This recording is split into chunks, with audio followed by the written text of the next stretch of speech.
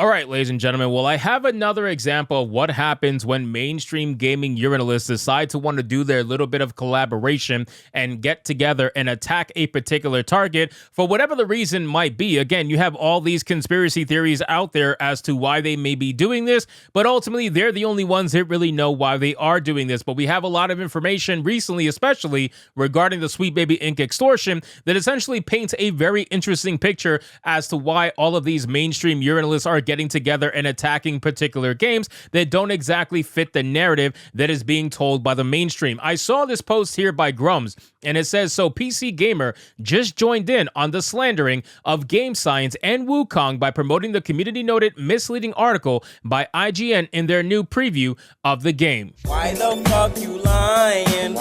Why you always lying?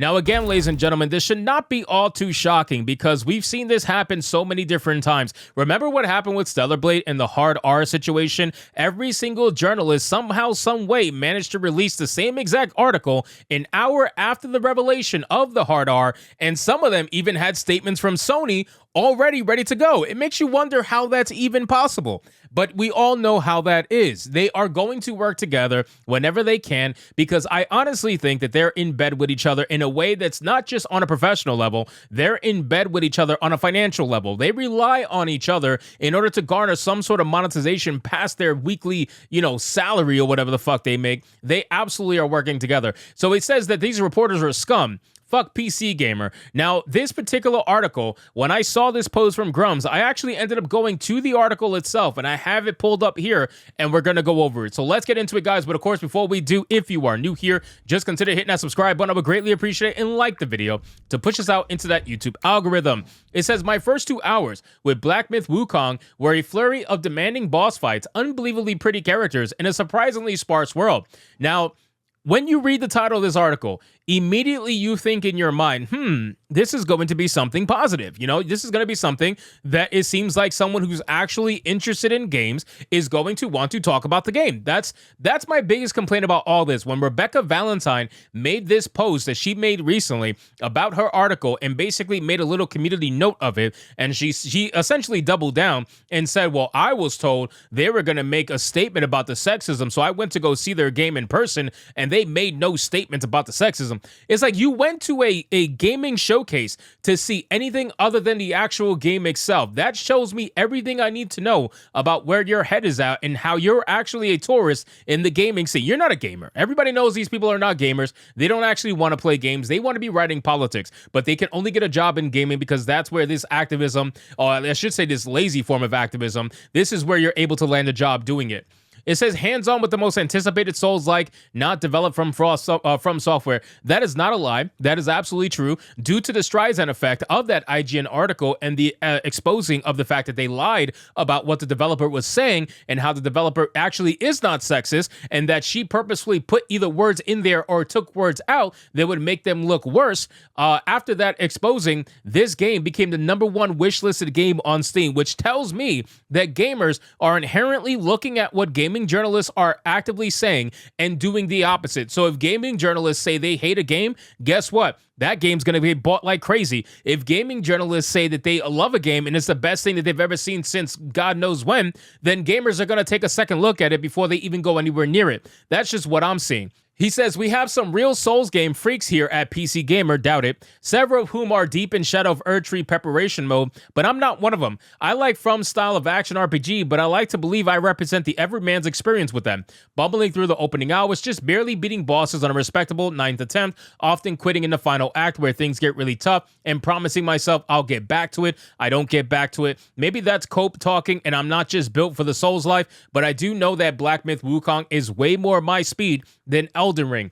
Now, this particular paragraph, I have no problems with it because if somebody can try a game and genuinely try it, give it a shot, play it as much as possible, and if it's just not for you, it's just not for you. That's it. At least you can openly say it's just not for me, instead of being one of those journalists who are out there saying, oh, we should introduce an easy mode for people like me who can't handle the game. Like, no, like the game is supposed to play the way the game is supposed to play. So I respect that this person tried the game and said it's just not for them. I respect it.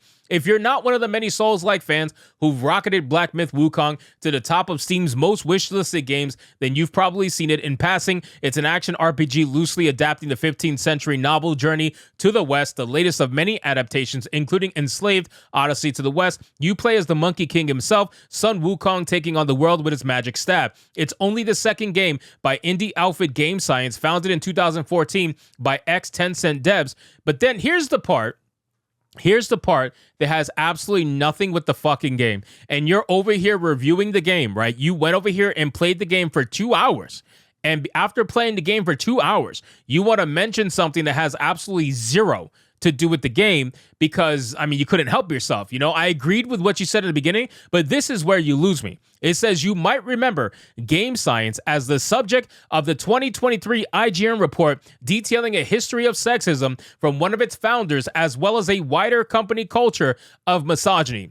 I'm done. That's it. I'm done. Like right there, that tells me everything I need to know about the person writing this particular article. You had me in the first half, not gonna lie. Then you decided to make this into an activism thing. What the fuck does this have to do with Black Myth Wukong? It has nothing to do with them. If you have an issue with the developers, take it up with the developers. You are reviewing the game. You played 2 hours of Black Myth Wukong. You didn't play 2 hours of, hey, spot the misogyny. That's not what you did. So you bringing this up just shows me that you have an ulterior motive, and the only reason you're bringing it up is because your friends over at IGN probably told you to bring it up, or you're trying to get their attention by bringing it up and linking their article to yours. That's the only reason why this exists. And again, that article has been proven to be a lie. She openly mistranslated a lot of what the developer said. She took some words out, she added some words in, but ultimately she was misconstruing what was being said, whether purposefully or not purposefully. I'm gonna leave that up to you to decide,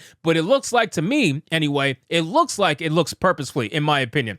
But that's besides the point. You linked that article knowing damn well that what she did was what she did, and you still chose to do it anyway because you guys are in bed together. So everything else after this means absolutely fuck all to me because I don't care about your opinion of the game. You just made it very clear where you stand on it. No matter how much you may fake praise it because you're trying to be nuanced, right? You're trying to be one of those fake objective people. No matter how much you may praise it fakingly in front of everybody, it doesn't matter. At the end of the day, it's very clear that you have a hatred for this game for whatever reason. So as they start to do this, and as the mainstream industry starts to do this more and more, I am starting to genuinely believe this extortion racket. I'm not even joking. I really am starting to believe this, because why else would they fight so hard against a particular developer that they all supposedly are enjoying the game, right? Every single one of these shills that I have seen bring up the fake sexism, every single one of them has said the game looks amazing.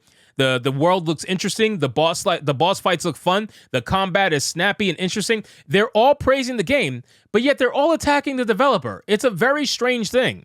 So ultimately, ladies and gentlemen, I guess time is going to tell what's going to happen with Black Myth Wukong, but I will say this, considering it is #1 on Steam's wish list by a massive margin, I'm not talking about a little bit, I'm talking about a massive, truly massive margin, I think that gamers are going to be perfectly fine with this one. Anyway, guys, thank you so much for watching this video. I hope you did enjoy it. If you did, consider leaving me a subscribe. I would greatly appreciate it. Don't forget to like the video, comment, let me know what you thought, and I'll see you guys on the next one. Hypnotic out.